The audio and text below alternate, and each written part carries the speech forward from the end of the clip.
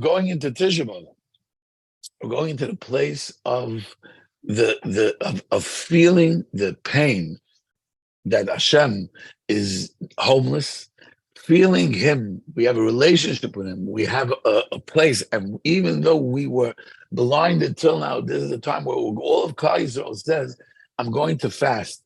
I'm going to fast because I'm going to do something to deprive myself." So that I could feel you, to accept the question, even though I don't see you, even though I don't see you, I'm going to feel you. Says the Rebbe, you know what you're actually doing here in the mechanics? What you're actually doing is you're attacking the achayr, the back of the kedusha, and you're not letting the klippas to get any kind of sustenance, because the only way they get sustenance is through your eating, because paroi represents the neck, which the neck is the connection between the head and the body, and it's narrow. And in the neck, we have the ability where our organs bring the food down, and at the same time in the neck, we also, our speech comes from our neck, our dibur comes from. Our dibur, we said before, is my emunah, because I can't pray without emunah. So what is happening when I daven to Hashem and I'm in Miami Beach while I'm davening to Hashem? What happens to those diburei atfilah? The Sarei Paroi, the ministers of Paroi, they grabbed that dibur, which was kedusha, because you were praying to Hashem. You have davening Shemona Esrei, but you weren't thinking, you weren't machab, and you weren't in this life. So what happens to that diburei tefillah? That diburei tefillah is what's giving them. They got it. Oh, Gewaldig, Nachman didn't daven properly, so now I have the bereft tefillah that I mix into the food, and that's the poison and the impurification that goes into the food, because they're taking my bereft tefillah.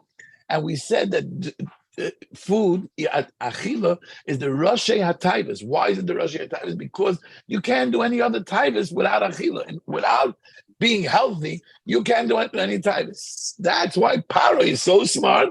That Paro is the oisis ha'oref, which means the neck. The Isis Para, the Isis, which is the neck, and he's standing there in the bottleneck where he's trapping your dibur atfila and putting it into the achila, putting it into your food. However, when you fast, what you're doing is you're suffocating the achila. So the sorry pari, they're only mamuna on the achila. They're only standing on the kana, the veshet, and the breed, the esophagus, the trachea, and the main artery that takes the food to distribute to the body.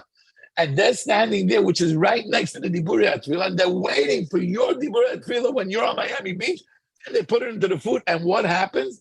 The food, which is developing you physically, has in it spiritually a impurification, and that impurification is what's giving the tithes that we have, not to serve Hashem, giving them power, and that's what's giving the cholak libam, and that's what's giving the apikarsis.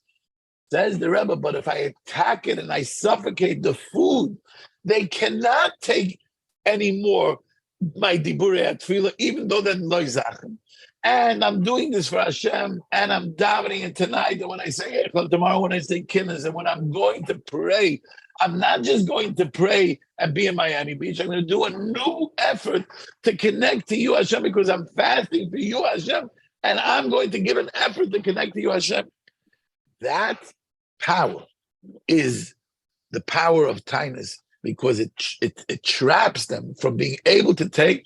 And then what happens? These, now that I daven good, like the Baal Shem Tov said, Baal Shem Tov once came to a shul, and he said, wow, there's so much tefillah in the shul. They thought that he was complimenting them, and he wasn't complimenting them. He says, because all the tefillahs are trapped here, they never went up. The Baal Shem Tov davened there, and all the tefillahs went up with the Baal Shem Tov tefillah. What happened? The tefillahs that gave sustenance, the sparks of our diburei tefillah that went and fell into the klippas, they're waiting for us to redeem them. They're waiting for us to take them out of prison. They're in prison with the klippas. But it was our fault that our diburei tefillah fell into them. So they're waiting for us to go redeem them. How do we redeem them? We can't redeem them.